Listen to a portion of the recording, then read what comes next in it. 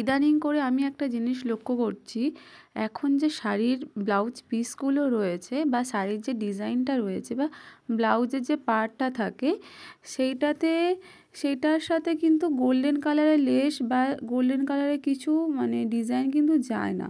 সেটা লেস হোক বা পাইপিং হোক, এখন বেশিরভাগ এই রোজ গোল্ড কালারটা কিন্তু খুব যাচ্ছে যে কোনো কালারের সাথেই বা পাড়ের যে ডিজাইনটা থাকছে।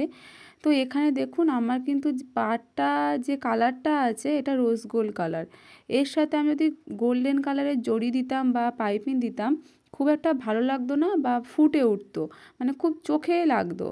তো আমাকে একদম সিম্পল ডিজাইন করতে বলেছিল, সেই জন্য দেখুন এখানে মানে পাইপিং দিয়ে হাইলাইট করে দিয়েছি যাতে ডিজাইনটা একটু বোঝা যায়। আর কোমরের কাছে আমি একটু লেস দিয়ে দিয়েছি যাতে একটু কোমরটার কাছে যেহেতু পাড় ছিল না, প্লেন লাগছিল সেই জন্য। আর এখানে কিন্তু ডিজাইনটা আমি পেপার পেস্টিং দিয়েই করেছি, আর সামনে প্রিন্সেস কাট হয়েছে।